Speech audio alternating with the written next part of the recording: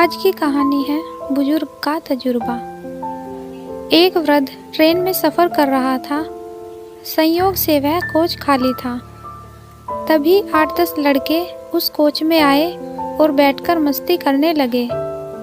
एक ने कहा, चलो जंजीर खींचते हैं। दूसरे ने कहा, यहाँ लिखा है 500 रुपये जुर्माना और 6 माह की कैद। तीसरे ने कहा, इतने लोग हैं, 500 रुपये तो जमा कर देंगे।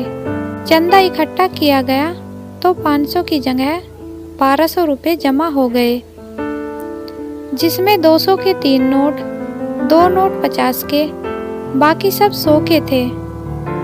चंदा पहले लड़के ने अपनी जेब में रख लिया।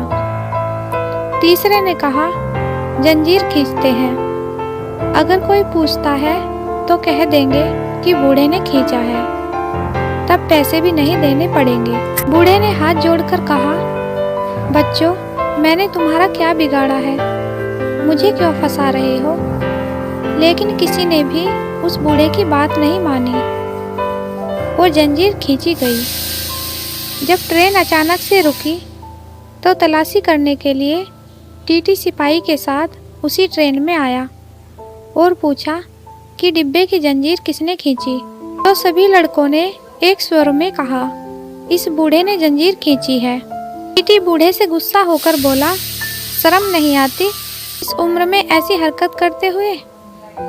बूढ़े ने हाथ जोड़कर कहा, साहब, मैंने ही जंजीर खींची है, लेकिन मेरी बहुत मजबूरी थी।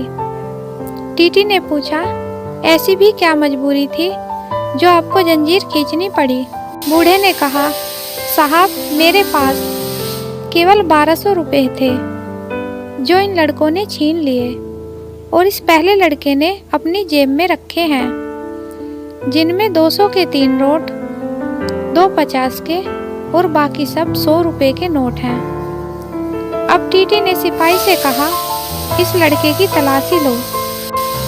जब लड़के की तलाशी ली तो 1200 रुपये बरामद हुए, जैसा बूढ़े ने कहा था।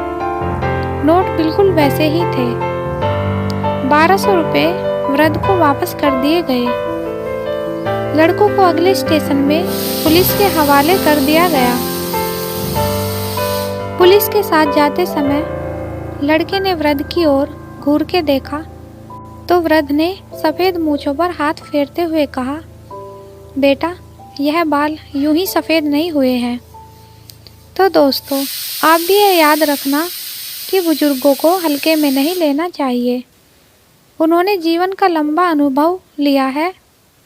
उनके अनुभव का उपयोग करें और समय व पैसा बचाएं।